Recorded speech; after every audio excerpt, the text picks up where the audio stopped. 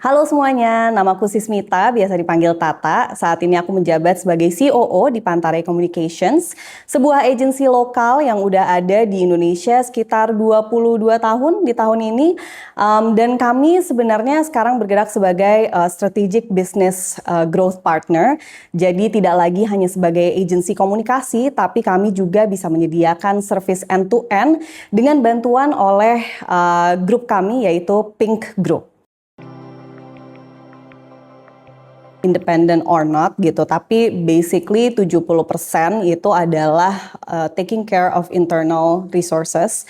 Pastinya pengembangan dari sumber daya itu penting banget karena itu yang akan berpengaruh ke kualitas dari apa yang kita keluarkan kepada klien, dan 30% darinya adalah of course client relations. Penting banget secara high level kita juga bisa menjaga hubungan dan juga delivering our strategic outputs kepada mereka. Jadi memastikan apa yang kita berikan kepada mereka itu bukan hanya sesuai standar, tapi juga bisa memberikan value yang lebih. Nah, itu kurang lebih adalah peranku di sini. Mungkin lebih besarannya lagi di sini juga tanggung jawabku adalah untuk bisa mengembangkan strategic expertise-nya Pantare ya, karena backgroundku juga lebih banyak itu adalah dari strategic planning. Jadi nggak cuma dari account executive tapi juga strategic planning, sehingga banyak apa yang aku lakukan itu adalah untuk bisa memastikan perencanaan strategis nggak cuma dari komunikasi tapi juga secara brand dan bisnis bagi klien itu berjalan dengan lancar.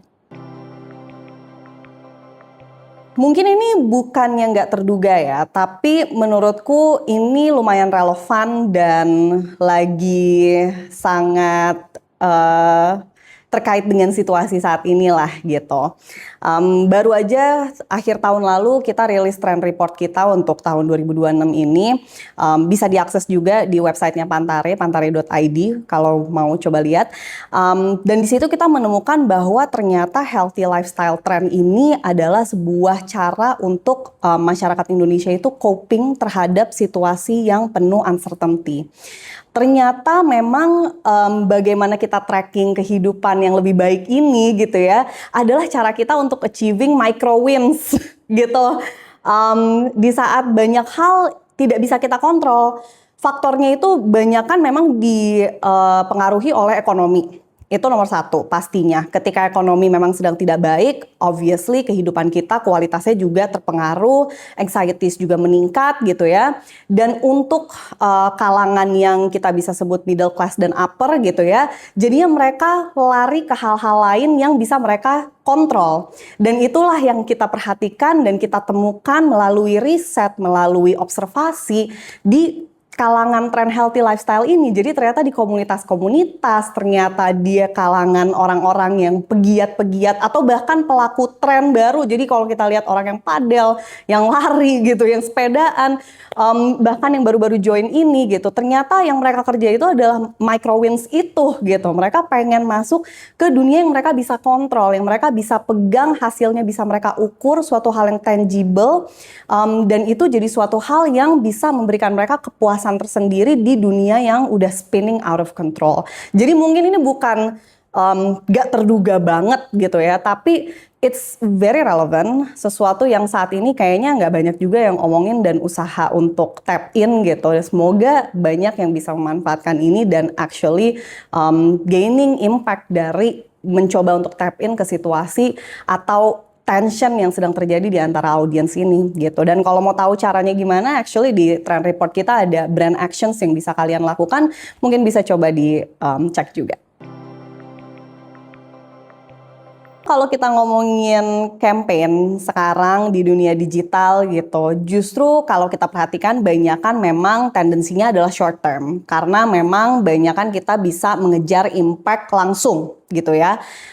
Sejak adanya social media, thank you Meta dan lain-lain, conversion itu jadinya bisa sangat mudah terjadi in social media. Tapi sebenarnya kalau kita lihat dari dulu the nature of brand communications, marketing communications itu sebenarnya butuh consistency, butuh waktu untuk di-build, butuh value yang dua arah, nggak cuma dari brandnya tapi juga bagaimana brand bisa capitalizing apa yang audiens inginkan dan engage participate in cultural conversations gitu dengan lebih dekat, itu kan sebenarnya yang dibutuhkan. Jadi di zaman seperti sekarang mungkin bahkan nggak cuma sebagai engaging in cultural conversations, tapi brands itu sudah didemand untuk menjadi cultural definer menurutku. Karena mereka sudah tidak lagi bisa ada di sidelines. Brands itu ya kita belajar lah dari bagaimana mereka sekarang diskursusnya ya, dengan boycotts dan lain sebagainya. Mereka itu very much in the front and center. Dan dengan itu sebenarnya penting banget untuk kita memahami peran brand itu udah bukan lagi hanya sebagai ya udah suatu produk yang kita gunakan sehari-hari, tapi mereka memang punya andil dan peran di cultural conversations ini. Bahkan tadi mereka bisa defining trends, mereka bisa mengarahkan kemana culture itu akan dikonsumsi, akan dipersif gitu kan. Jadi seharusnya idealnya gitu ya, campaigns itu jangan lagi kita lihat oke hanya short terms, hanya digital contents, hanya social media, tapi it has to be well-rounded gitu kan. It has to be something yang consistent, value building, empathizing with the audience definitely, dan cultural defining. Kita harus bergerak mulai dari bahwa komunikasi aja itu nggak cukup gitu.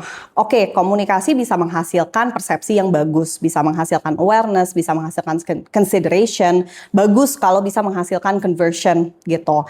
Tapi by the end of the day yang kita mau kan impact itu bisa lebih luas, bisa lebih sustainable, bisa outliving the people behind the work even gitu. Nah, what we're building right now adalah becoming that business growth partner for clients, dan kita juga lagi piloting a few projects gitu ya, di mana kita beneran masuk kepada bisnis klien dari end to end. Jadi di mana communications itu nggak cuman ya sebagai ya udah kita campaign gitu ya, tapi bagaimana kita melakukan komunikasi itu ingrain dalam bisnisnya mereka, dalam media strateginya mereka, dalam marketing strategy of the product itself gitu ya, brand identity-nya itu semua kita coba untuk bantu, untuk konsulkan gitu.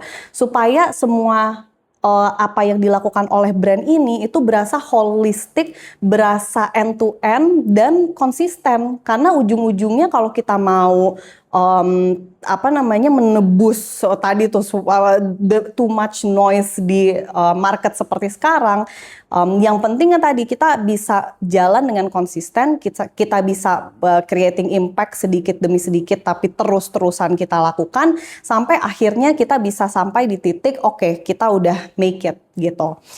So that's what we're currently doing, dan itu yang sebenarnya kita lihat menjadi suatu strategi penting di saat seperti ini supaya kita nggak lagi hanya berpegang kepada satu di ujungnya aja yaitu komunikasi, tapi kita bisa ensuring bahwa perjalanan ke belakangnya itu pun juga bisa kita perhatikan, bisa kita lihat dan bisa kita pastikan semuanya sesuai dengan proses dan juga dengan arahan brand yang tepat gitu.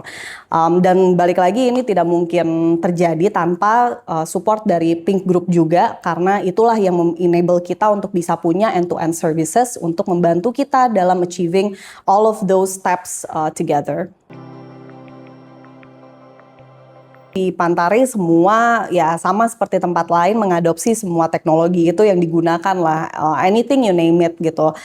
Itu sepertinya sudah hygiene juga lah untuk industri kita, terutama dengan agency size Pantare gitu, untuk bisa keep up dengan technological advancement seperti itu.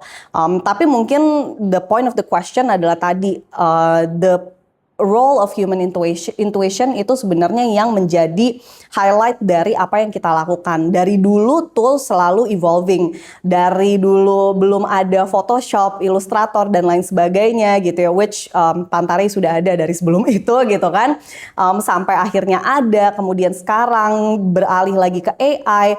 We've always weathered those changes, dan actually the name Pantare sendiri artinya adalah everything flows, meaning kita memang sudah diajar ditanamkan dalam DNA kita untuk bisa beradaptasi dengan segala perubahan ini dengan cepat, baik, dan tangkas gitu ya. Tapi the whole point adalah tadi, we never negate bahwa it's actually the people behind the tools yang penting. The human yang mengerjakan, orang-orang timnya gitu, yang actually mengolah datanya, mengolah gambarnya, layoutnya, whatever you name it gitu ya, output itu yang penting gitu. Karena AI tidak akan pernah bisa mereplace observasi langsung. Kita pergi, kantor kita di Blok M gitu ya, kita pergi ke taman literasi, sebentar aja kita udah bisa lihat berbagai macam lapisan masyarakat, anak, generasi gitu ya. Dan AI nggak bakal bisa lihat itu gitu kan, mereka nggak bisa akses itu gitu. If we just sit in the office prompting gitu, kita nggak akan bisa menghasilkan insight yang kita bisa lihat dari hanya mungkin 15 menit, 30 menit duduk di taman literasi dengerin orang-orang ngobrol gitu. Jadi our belief has always been, okay, tools is important obviously karena itu yang bisa membantu kita dalam achieving efficiency dan juga keeping up with whatever advancements yang kita butuhkan. Tapi by the end of the day, human intuition definitely is the most important thing yang kita champion juga di Pantare. Di setiap bulan Ramadan kita launching campaign bersama Tri karena memang itu adalah sebuah momen besar untuk Tri di mana kita bisa tap in ke target audiensnya Tri, yaitu anak-anak muda Indonesia. Target audiensnya adalah anak-anak sekolah, anak-anak SMA gitu ya, yang mana mereka memang kalau dilihat behaviornya itu sangat unik gitu. Kalau biasanya kita ngomongin Gen Z kan mungkin pikirannya adalah Gen Z kuliahan, Gen Z kerja gitu ya, fresh grads atau first jobbers.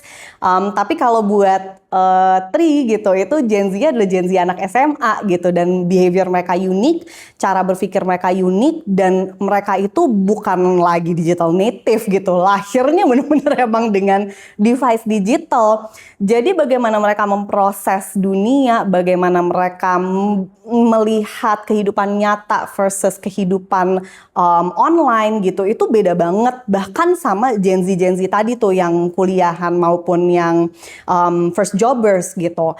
Jadi it's always unique to tap in to them gitu. Nah, makanya selalu berkesan gitu ya, setiap tahun kita berusaha tap in ke mereka, terutama di bulan Ramadan, karena selalu ada behavior baru yang kita kayak, ya sebenarnya ini tuh kalau dilihat ya semua orang kayak gini gitu, tapi somehow untuk mereka ini suatu hal yang baru gitu, suatu hal yang mereka baru alami, suatu tension yang mereka nggak pernah sangka mereka punya. Dan di tahun ini kita terinspirasi dari bagaimana behavior banyak dari mereka itu karena saking digital native-nya, lahir dengan gadget dan lain sebagainya, mereka tuh udah nggak kebiasaan mikir panjang gitu kan. Semua hal itu terlalu instan buat mereka. Mereka apa-apa bisa tanya Google, bahkan sekarang tanya AI, tanya GPT, Gemini, whatever you name it gitu kan. Kalau apa-apa nggak mikir, komen langsung di Instagram, di X gitu. Sehingga akhirnya a lot of things get lost without thinking. Dan pilihan-pilihan mereka menjadi tidak bijak ketika mereka mengimplementasikan pemikiran instan itu gak cuma di kehidupan digital tapi juga di kehidupan nyata, karena a lot of data emang sudah bilang bahwa ini berpengaruh terhadap kehidupan nyata juga loh, gak cuma di kehidupan digital doang gitu. Dan di situ jadi suatu hal yang menarik karena kita pengen nyentil mereka tapi juga kita pengen ngasih tahu mereka gitu bahwa ya ayo kita coba berhenti sejenak, kita pikirkan pilihan kita dan kita pilih suatu hal yang bijak.